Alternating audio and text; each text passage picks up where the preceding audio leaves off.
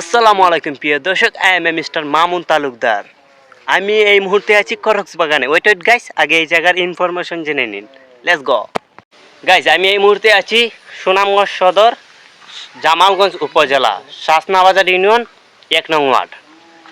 আর এর পাশে কিন্তু একটি খাল আছে, খালের পাশেই কিন্তু এই গাছগুলা করস গাছ বলা হয় এগুলাকে। গাইজ, এখন আপনাদেরকে আমি ঘুরে ঘুরে এই জায়গা সম্পর্কে বলবো আর কিছু গাছ আপনাদেরকে দেখাবো। এই যে এই গাছগুলা দেখতে পাচ্ছেন, এই গাছগুলার বয়স কিন্তু মিনিমাম 30-40 বছর হয়ে যাবে, তার চেয়ে আরও পুরনো হয়ে যাবে। এই গাছগুলা তো কিন্তু কোনো মানুষের না, এগুলা সরকারি। এগুলা এখানে আশেপাশে যেগুলো মসজিদ মাদ্রাসা আছে এগুলা কেটে নিয়ে যায়, তারা মসজিদ মাদ্রাসায় ফান্ড করে দেন। গাইজ দেখেন কত সুন্দর ভিউ।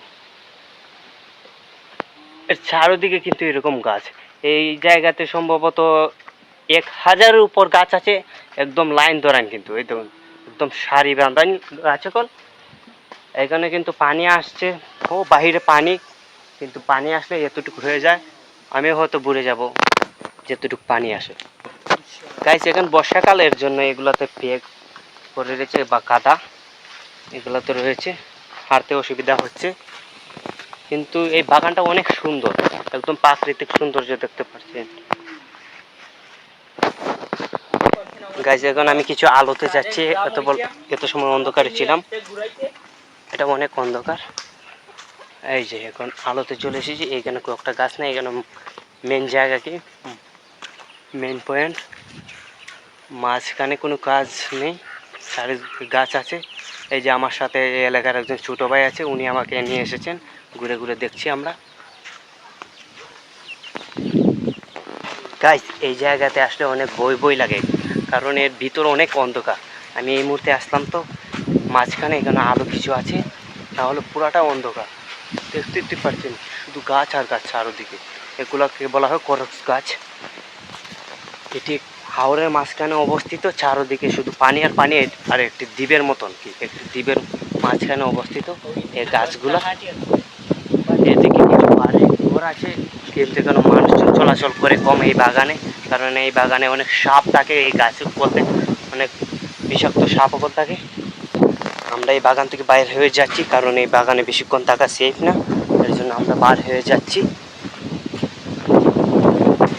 ফাইনালি গাইস, আমরা এই বাগান থেকে বের হয়ে আসলাম, ভয়ঙ্কর জায়গার থেকে সার্ভার করে। গাইস, এখন একদম খোলা ময়দানে চলে আসলাম, ওই দেখেন আমার পিছনে গাছগুলা। এখন হাওরের মাঝখানে চলে আসলাম, বলেছিলাম না চারদিকে শুধু হাওর আর হাওর। এই এলাকাতে একটা বিষয় আছে ভাই, এই এলাকা যেখানে যাবেন সেখানে এই ধরনের গাছ পাবেন আপনি, কিন্তু দেখতে অনেক সুন্দর লাগে, আবার অনেক ভয়ঙ্কর। বাট এই জায়গাগুলো কিন্তু অনেক অন্ধকার, দেখতেই পারছি।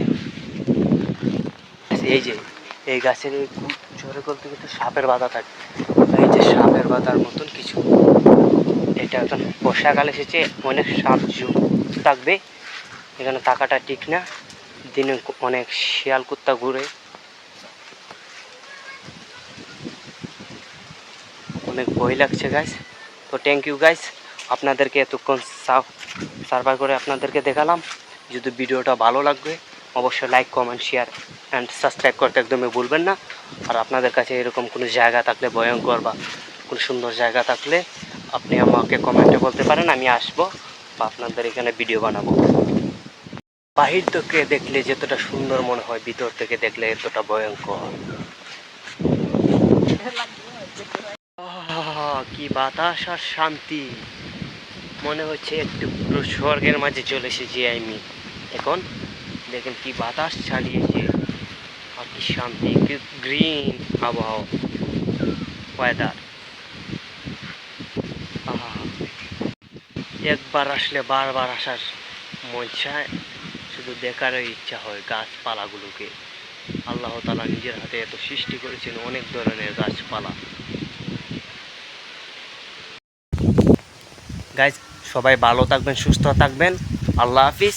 এতক্ষণ যা বলেছি, এলাকাতে অনেক সাপ জন্তু থাকে, দেখতে পারছে না পিছনে দ্বীপ, এখানে মাঝখানে গাছগুলা, এর জন্য অনেক সাপ জন্তু থাকে। আল্লাহ হাফিজ।